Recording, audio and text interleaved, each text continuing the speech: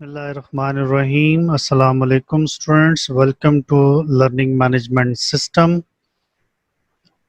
आज हम computer sciences part 1 के लेक्चर नंबर 6 को डिस्कस करेंगे, जो कि इनपुट डिवाइसेस के रिमेनिंग पोर्शन के मुतालिक है। आज हमने डिस्कस करना है सोर्स डेटा एंट्री डिवाइसेस क्या होती हैं। सिंपल सी डेफिनेशन है, these devices are used for direct data entry to the computer system. नाम से जैसे आपको पता चल रहा है कि किसी भी सोर्स से डेटा लेकर आपने उसको कंप्यूटर में डायरेक्ट इनपुट करना है।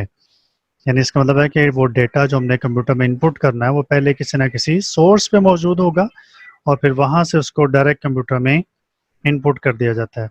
तो सोर्स डेटा एंट्री डिवाइसेस की दो इकसाम होती हैं, एक है स्कैनिंग डिवाइसेस और दूसरी हैं ऑडियो वीडियो इनपुट डिवाइसेस।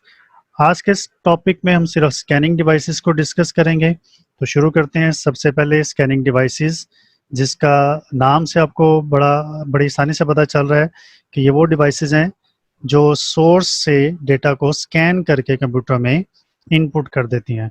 तो चंद एक डिवाइसेस के नाम यहाँ पे आप देख रहे होंगे, जैसे bar code reader, MICR, OMR, OCR, magnetic strip card, smart cards, fax machines और इमेजिंग सिस्टम या डिजिटल स्कैनर। इन नामों को आपने ज़रूर याद रखना है। तो चलते हैं, सबसे पहले हम डिस्कस करते हैं बार कोड रीडर के बारे में। तो स्टूडेंट्स, आपने इस डिवाइस को आमतौर पे डिपार्टमेंटल स्टोर्स में, मेडिकल स्टोर्स में, बुक शॉप्स पे देखा होगा और आपने ये भी देखा होगा कि प्रोडक्ट्स के ऊपर कुछ वर्टिकल लाइंस इस तरह की मौजूद होती हैं, जो कि कुछ थिन होती हैं, कुछ थिक होती हैं और इसके नीचे कुछ सीरियल नंबर भी मौजूद होता है। इन वर्टिकल लाइंस को यूपीसी कहा जाता है, यानी universal product code. Bar code reader इन यूपीसी को या जेब्रा स्ट्रिप लाइंस को रीड करता है, स्कैन करता है और फिर उसको कंप्यूटर में इनपुट कर दिया जाता है ताकि उसको फिर फर्दर प्रोसेस किया जा सके। ये एक फोटो इलेक्ट्रिक स्कैनर होता है जो कि इन बार कोड्स को, यूपीसी को ट्रांसलेट करते हुए डिजिटल कोड्स में कन्वर्ट कर देता है और फिर वो कंप्यूटर में इनपुट कर दी जाती हैं। आमतौर पे बार कोड रीडर इन यूपीसी को स्कैन करके उसके आइडेंटिफिकेशन कंप्यूटर में ऐड कर देता है। इसके बाद है MICR, यानी मैग्नेटिक इंक कैरेक्टर्स रिकॉग्निशन।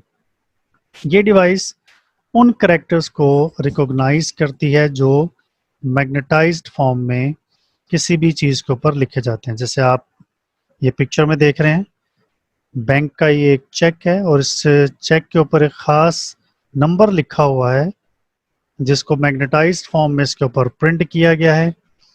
फिर ये डिवाइस इन नंबर्स को स्कैन करती है और फिर उसको कंप्यूटर में फर्दर प्रोसेसिंग के लिए इनपुट कर दिया जाता है। तो याद रहे कि मैग्नेटाइज्ड इंक से जो कैरेक्टर्स लिखे जाते हैं उनको रीड किया जाता है इस डिवाइस की मदद से और फिर कंप्यूटर में एज अ डेटा उसको इनपुट किया जाता है ताकि उसके ऊपर फर्दर प्रोसेसिंग की जा सके।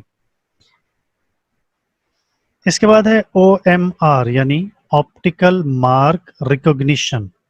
स्टूडेंट्स, आपने एग्जाम्स में देखा होगा बबल शीट्स। आप किसी भी क्वेश्चन के आंसर को बबल शीट पे मौजूद सर्कल्स के ऊपर फिल कर देते हैं और फिर ये आप अपना पेपर एग्जामिनर के हैंड ओवर कर देते हैं, फिर उसकी मार्किंग की जाती है। अब इसके ऊपर ज़ाहिर आपने बबल शीट्स के ऊपर फिलिंग की होती है, तो इन मार्क्स को रिकॉग्नाइज करने के लिए इस OMR को यूज़ किया जाता है। यहाँ से ये शीट जिस पे आपने मार्क लगाए हुए हैं इसमें इनपुट कर दी जाती है, ये डिवाइस उसको स्कैन कर लेती है और फिर स्कैन करने के बाद उसको इलेक्ट्रिकल सिग्नल्स में कन्वर्ट करके कंप्यूटर में इनपुट कर दिया जाता है ताकि उसके ऊपर फर्दर प्रोसेसिंग की जा सके। तो आम तौर पे जैसे आपने देखा होगा सेट के एग्ज़ाम्स होते हैं या GRE के टेस्ट हैं, उनके मार्क्स को रिकॉग्नाइज करने के लिए इस डिवाइस को यूज़ किया जाता है। इसके बाद है OCR, यानी ऑप्टिकल कैरेक्टर्स रिकॉग्निशन। इससे पहले OMR में मार्क्स की रिकॉग्निशन की जाती थी, यानी वो अलामात जो पेपर पे लगाई गई हैं। अब ऐसे करेक्टर्स जो ऑप्टिकली किसी भी चीज के ऊपर प्रिंट किए गए हैं, जैसे आप ये देख सकते हैं कि ये एक पासपोर्ट है, इसके ऊपर पासपोर्ट का नंबर है, उसको स्कैन करने के लिए जो कि ऑप्टिकली इसके ऊपर प्रिंट किया गया है, इस OCR को यूज किया जा रहा है। या किसी भी स्टूडेंट या किसी भी एम्प्लॉय के कार्ड के ऊपर उसकी शनाख्त के लिए कुछ करेक्टर्स प्रिंट किए जाते हैं और फिर उसको इस OCR से रीड करने के बाद कंप्यूटर में डिजिटली इनपुट कर दिया जाता है, ताकि उस करेक्टर को या उन करेक्टर्स को रीड करके उसकी आइडेंटिफिकेशन की जा सके। तो आमतौर पे यूटिलिटी बिल्स के ऊपर जो नंबर्स लिखे जाते हैं उसको OCR से रीड करवाया जाता है, या प्राइस टैग्स या पासपोर्ट नंबर्स ये OCR की मदद से रीड करवाए जाते हैं और फिर उसको कंप्यूटर में इनपुट कर दिया जाता है। इसके बाद है मैग्नेटिक स्ट्रिप कार्ड। स्टूडेंट्स, आपने देखा होगा कि अक्सर जो बैंक्स या ड्राइविंग लाइसेंस के तौर पे जो आपको कार्ड दिया जाता है, ATM कार्ड्स, डेबिट कार्ड्स या क्रेडिट कार्ड्स, उसकी बैक पे आपको एक ब्लैक कलर की एक पट्टी सी नजर आती है, एक स्ट्रिप नजर आती है। इसको हम कहते हैं मैग्नेटिक स्ट्रिप, और जिस कार्ड के ऊपर ये बनी होती है उसको कहते हैं मैग्नेटिक स्ट्रिप कार्ड। इस स्ट्रिप के अंदर मैग्नेटाइज्ड फॉर्म में उस कार्ड होल्डर की तमाम मालूमात को स्टोर किया जाता है और फिर इस रीडर की मदद से इस मैग्नेटिक स्ट्रिप कार्ड को यहाँ पे स्वाइप करवाया जाता है। ये रीडर उस मैग्नेटिक स्ट्रिप के अंदर मौजूद इंफॉर्मेशन को स्कैन कर लेती है और फिर उसके बाद उसको कंप्यूटर में इनपुट कर दिया जाता है, ताकि जिस पर्पस के लिए वो इंफॉर्मेशन वहाँ पे स्टोर की गई थी वो इंफॉर्मेशन रिसीव की जा सके। तो आमतौर पे बैंक्स के जो कार्ड होते हैं या ड्राइविंग लाइसेंस, अगर आप ड्राइविंग कर रहे हो और आपका लाइसेंस देखना हो तो इस मैग्नेटिक स्ट्रिप कार्ड की मदद से वो सारी मालूमात ली जा सकती हैं। इसके बाद है स्मार्ट कार्ड। ये एक जदीद टेक्नोलॉजी है, ये बिल्कुल मैग्नेटिक स्ट्रिप कार्ड की तरह कार्ड है, लेकिन इसमें यहाँ पर आप देख सकते हैं कि एक मेमोरी चिप लगा दी गई है और इस कार्ड होल्डर की तमाम मालूमात इस चिप के अंदर स्टोर कर दी जाती है और फिर उसी तरह से एक रीडर में ये कार्ड लगाकर उस चिप से वो सारी इंफॉर्मेशन कंप्यूटर को मुंतकिल कर दी जाती है और वो इंफॉर्मेशन कंप्यूटर रिसीव कर लेता है। तो स्मार्ट कार्ड में और मैग्नेटिक स्ट्रिप कार्ड में सिर्फ फ़र्क इतना है कि इसमें चिप लगी होती है और उस चिप के ऊपर कार्ड होल्डर का सारा डेटा या सारी इंफॉर्मेशन स्टोर की गई होती है।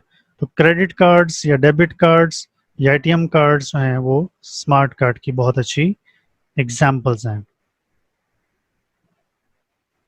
फैक्स मशीन्स, आपने अक्सर अपने डॉक्यूमेंट्स को एक जगह से दूसरी जगह टेलीफोन लाइन के थ्रू, फैक्स मशीन के थ्रू सेंड भी किया होगा, रिसीव भी किया होगा। ये एक स्कैनर के तौर पे काम करती है जो कि आपके उस पेपर पे मौजूद इमेज को, डेटा को या जो भी रिटर्न मटेरियल उसको स्कैन करके टेलीफोन लाइन के ऊपर एक इलेक्ट्रिकल सिग्नल के तौर पे ट्रांसफ़र कर देती है और फिर दूसरी जगह पे जहाँ पे फैक्स मशीन मौजूद होती है वहाँ पर आपका वही डेटा उस फैक्स मशीन पर प्रिंट कर दिया जाता है। तो अगर आपने बहुत जल्दी कोई अपने डॉक्यूमेंट्स किसी जगह पे ट्रांसफ़र करने हो, सेंड करने हो, तो फैक्स मशीन उसके लिए बहुत बेहतरीन है। फैक्स मशीन दो तरह की होती हैं, एक डेडिकेटेड फैक्स मशीन होती हैं जो आमतौर पे टेलीफोन लाइन के साथ डायरेक्ट अटैच की जाती हैं, और दूसरे फैक्स मोडेम्स होते हैं जो कि आप अपने कंप्यूटर के साथ अटैच कर सकते हैं और इस फैक्स मोडेम की मदद से आप अपने कंप्यूटर से कोई भी इंफॉर्मेशन डायरेक्ट किसी दूसरे कंप्यूटर पर भी ट्रांसफ़र कर सकते हैं। तो ये भी चूँकि डेटा को या इमेजेस को स्कैन करके फिर उसको आगे ट्रांसफ़र करती है, इसलिए इसको भी स्कैनिंग डिवाइस कहा जाता है। आखिर में है इमेजिंग सिस्टम या डिजिटल स्कैनर। अगर आप ये चाहते हैं कि आपकी पिक्चर कंप्यूटर में इनपुट कर दी जाए तो आप इस स्कैनर की मदद से अपनी उस इमेज को, उस पिक्चर को, उस फोटोग्राफ को स्कैन कर लेते हैं, क्योंकि ये स्कैनर आपके कंप्यूटर के साथ अटैच कर दिया जाता है और इसमें इमेज या पिक्चर रख के उसको कंप्यूटर में डायरेक्ट स्टोर कर दिया जाता है। तो ये टेक्स्ट को, ड्राइंग को, फोटोग्राफ्स को स्कैन करते हुए कंप्यूटर में इनपुट कर देती है और फिर डिफरेंट सॉफ्टवेयर की मदद से उस इमेज के ऊपर फर्दर प्रोसेसिंग कर दी जाती है। यानी अगर आपकी पिक्चर है, आपने उसको स्कैन करके कंप्यूटर में इनपुट कर दिया है, अगर आप उस पिक्चर की फाइन ट्यूनिंग करना चाहते हैं, जैसे उसका बैकग्राउंड चेंज करना चाह रहे हैं, उसके ब्राइटनेस को, उसके कंट्रास्ट को बेहतर करना चाहते हैं, तो वो पिक्चर आपके कंप्यूटर में स्कैनर के थ्रू स्कैन हो जाएगी। उसके बाद फिर आप इमेजिंग प्रोसेसिंग सॉफ्टवेयर की मदद से उसके ऊपर फर्दर प्रोसेसिंग कर सकते हैं। तो स्टूडेंट्स, आज हमने स्कैनिंग डिवाइसेस, जो कि इनपुट डिवाइस की तीसरी टाइप थी, सोर्स डेटा एंट्री डिवाइसेस, हमने उसको डिस्कस किया। अगले लेक्चर के साथ फिर दोबारा हाजिर होंगे। अपना बहुत सा ख्याल रखिएगा। अल्लाह हाफिज़।